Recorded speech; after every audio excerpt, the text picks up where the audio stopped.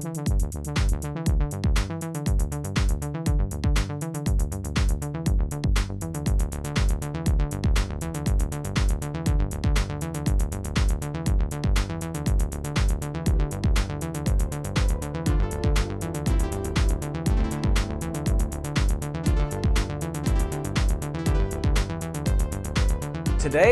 I'm going to tell you why, in my opinion, the OP-Z encoders are just fine.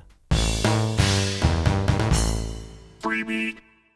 Hey, how's it going, everybody? Welcome to Freebeat, where I post new music-related content every single day, so if that sounds good to you, hit that subscribe button, ring that notification bell, let's get started. No script on this one. I just want to speak from the heart on this issue because it is one that I actually feel pretty strongly about, and it's something that definitely confuses me from time to time. You see, I find that people sometimes tend to obsess almost over these magnetic endless encoders on the Teenage Engineering OP-Z. Now, I have done a full video about the build quality of the OP-Z. I will link that in the description. You can go watch it.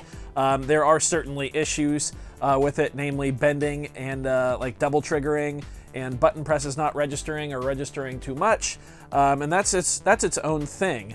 Especially on a $600 device, we discuss the ups and downs of it and things like that. But like I said, that's its own thing. Today we're just talking about the encoders because I feel like that no one out there has really shown exactly how these work, because it's pretty simple. These 4 endless encoders control basically any 0 to 127 parameter on the OP-Z. They are very, very smooth, they are endless, and they have these little like almost Technic Lego piece cutouts in them, so you can put your own like little dials in there and stuff if you want.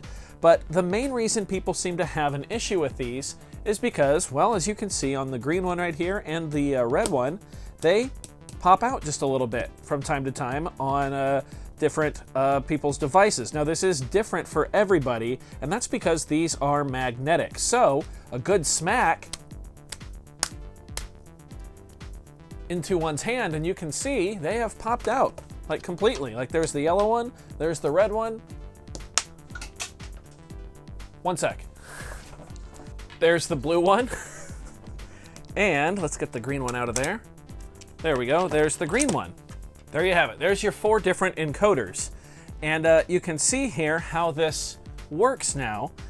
You have this kind of endless like bearing system where it just kind of turns, like you'd find in like a skateboard wheel or something like that.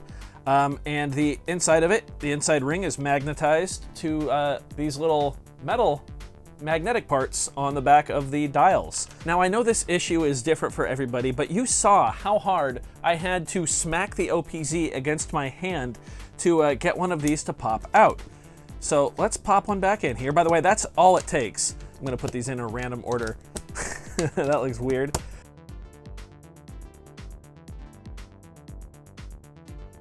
That's all it takes to pop them back in, just like that. And if you shake the OP-Z like pretty hard, pretty vigorously, you can see that the red one is barely starting to pop out a little. Just pop it back into place. Pop the green one back into place. They are magnetic. Now, I have seen several people say that the magnets have just completely quit working, like entirely, but I haven't seen any photographic or video proof of this at all. I'm not saying it didn't happen, but I would like to see someone try to put one of these back in where it just doesn't hold even the slightest bit. I know people are like taping the inside of these rings here, so like putting tape around like this little inner ring here to try and get them to stick better.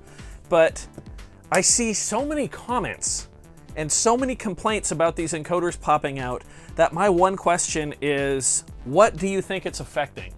Because it doesn't affect how well they work. And if all it takes is just a little bit of a pop-in to fix it, it's not a huge issue. Is it ideal? No. But in my opinion, these dials, these encoders are not a deal breaker for the OP-Z. If you wanted to say that, oh, the bending or the triggers retriggering, that kind of stuff is not, or is a deal breaker for the OP-Z, I could see where you're coming from there. But in my opinion, the issues with these encoders have just been completely blown out of proportion by the electronic music community. This is not the problem. I'm telling you right now, this is not the problem. Again, this is my opinion, but this is okay. It's a mild inconvenience. Every once in a while, you have to pop one of them back in. And I will see people obsessing over this in comment sections of videos about the OP-Z, and I just don't get it. Other than maybe you just want to be negative, but I just don't understand why that's such an issue. I mean, look at that. I just beat the crap out of that against my hand and finally got one to come off. You know, there's the yellow one. The green one hasn't even budged. Finally got it out. The blue one does not want to come out at all, no matter how hard I try. Remember, they are magnetized. As you can clearly see here, the two of them fit together in two very neat pairs. So I just wanted to bring to light a little bit of how these actually work and why I don't think it's a huge deal. People are really freaking out about there being like a tiny bit of space in an encoder popping out just a little bit. I will post a video using the OP-Z, and I don't get a ton of comments, you know, usually like 15 to 20 per video, but on an OP-Z video, I can almost guarantee that at least one comment per OP-Z video will be talking about how my encoder is slightly popped out.